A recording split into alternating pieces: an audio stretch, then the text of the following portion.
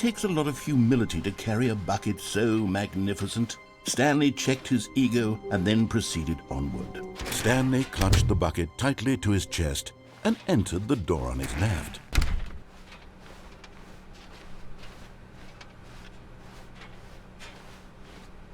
Still no one was here. Stanley needed the bucket's warmth and comfort now more than ever. Perhaps his boss's office was where he'd find answers. Coming to a staircase, Stanley and the bucket walked upstairs to the boss's office.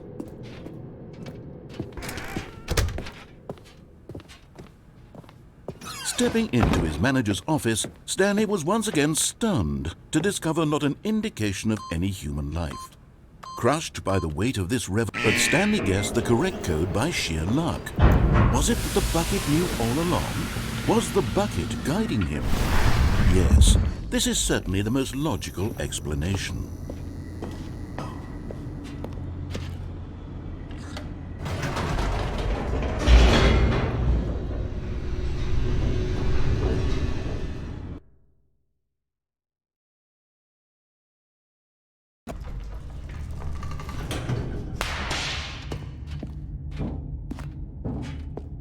Stanley and the bucket walked straight ahead through the large door that read, Mind Control Facility.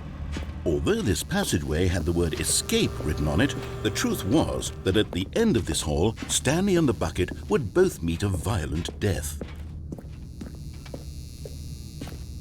The door behind them was not shut.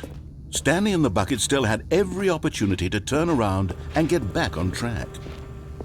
At this point, Stanley and the bucket were knowingly walking forward into a very painful death for each of them.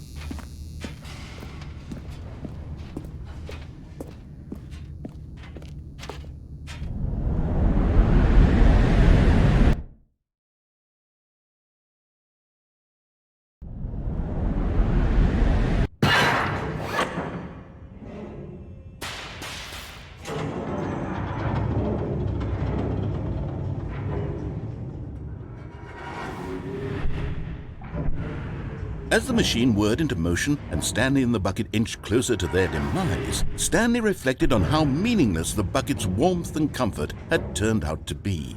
To be sure, it puts the mind and the soul at ease to embrace the bucket, but what use is a sense of ease when you're about to be crushed to death?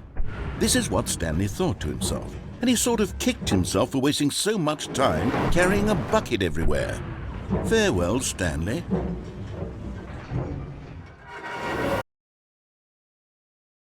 "Farewell, Stanley," cried the narrator, as Stanley and the bucket were led helplessly into the enormous metal jaws. In a single visceral instant, the bucket's life came to an end as it was crushed violently to death.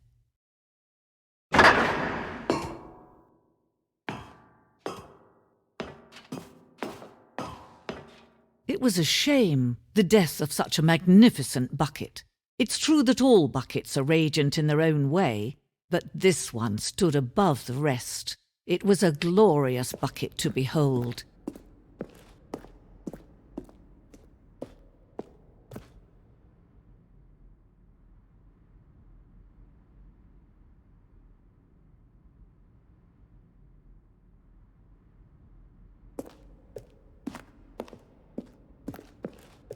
Can you see how arrogant it was for Stanley to take a bucket like this and to claim it for his own? Can you see the hubris that blinded him? Can you see that the bucket is far more noble than Stanley will ever be in his short life?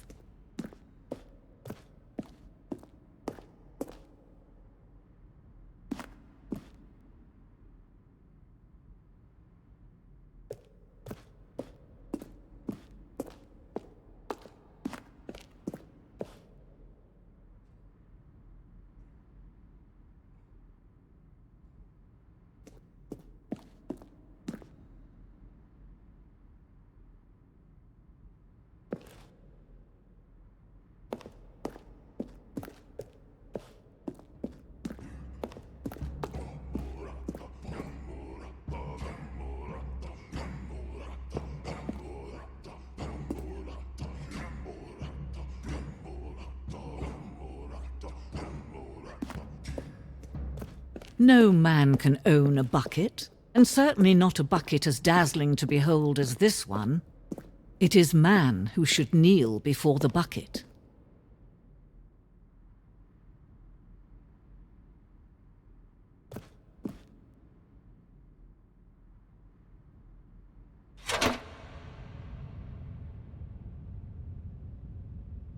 But there is something we can do. Something we can do together, you and I, that will right this terrible wrong. Let Stanley die. Let him be crushed by the machine. Don't reset the game. Don't give him another opportunity to run off with another beautiful bucket. We can save the world's buckets from their treatment as tools and implements if only we let Stanley die together. The bucket shall take its place as ruler, as leader, as commander of a new world, a new vision for...